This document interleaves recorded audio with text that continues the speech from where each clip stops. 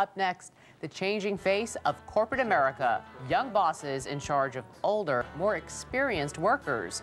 We'll be right back.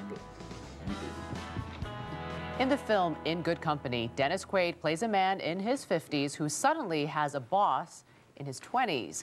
It's an uncomfortable situation that is playing out more often these days. Early Show correspondent Melinda Murphy takes a closer look. Good morning, Melinda. Good morning, Julie. You know, we met this guy named Michael Seaver, who was a 23-year-old college student when he started helping out his dad on a project at Novell, a computer company in Provo, Utah. Within weeks, he landed a full-time job.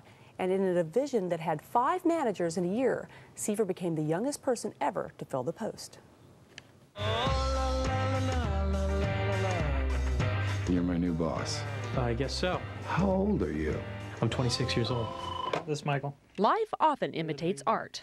I was lucky enough to get trapped in an airport with the vice president of North American Consulting, so I had his ear exclusively for a couple hours. Some might think it's kind of cocky. Here you are, you've been here 6, maybe 8 months, you're 23 years old, and you're telling the vice president how to run his company? Well, I think part of the problem was I was too young to know that I shouldn't have been doing that. But it paid off. At the age of 24, Seaver became the boss, and every single person who worked for him was older, including Bryan Amundson. Is it weird to work for somebody who's 13 years younger than you are? No, I've never really thought about it, just because he is really my intellectual superior. This one other fellow was pretty offended. He told me confidentially that if, you know, he wasn't too pleased with the idea. Of a young whippersnapper being his boss? Yeah. Some people left here because they didn't like the fact they were going to be working for this young kid. I know it was an influencing factor. I can't say that that's everything. Some clients had a problem with Seaver's age, too. The first time I meet him, I can tell that they're disappointed. That you're not older? Yeah. I tried to buy clothes that I thought made me look older. I often leave on a trip. I talk to my wife about, you know, does this suit make me look old enough? Of course, most seem comfortable with the 26-year-old boss. Larry Fisher was hired by Seaver. At 53, he's a year older than Seaver's dad, and he's been in computers for longer than Seaver has been alive. The two met in a class Fisher was teaching. You start out as his teacher, and now he's your boss. Oh, he's teaching me. Oh, yeah.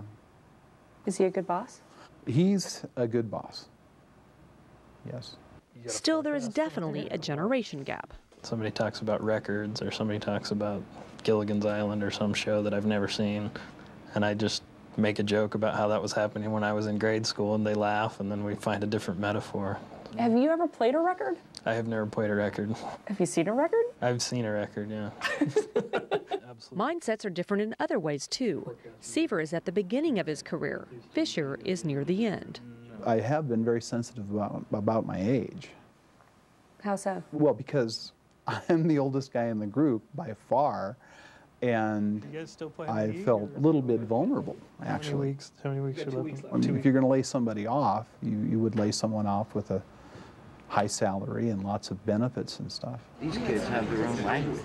And Fisher's not alone. We have managers who are Generation X managing boomers. Amy Glass teaches seminars on intergenerational management.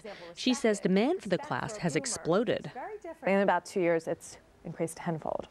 Because as baby boomers age, more and more young people are finding a fast track to management positions, but may be lacking the skills to manage other generations. You have to be able to step outside of your own comfort zone and say, well, maybe that doesn't translate for everyone. Maybe I can use different ways to connect with them. And one thing Glass stresses is the importance of respect. What I often notice is that level of fear of not having the respect can really block them from great relationships. As for Michael Seaver, he thinks good management goes beyond respect.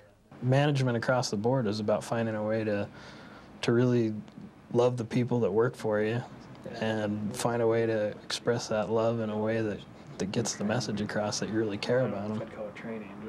He's such a good guy and smart as a whip. And you know, since Seaver has been in the manager position, the division has done very well and is the only division not to lay anybody off. And get this, Seaver's dad still works for Novell in a different division, but sits right next door to it.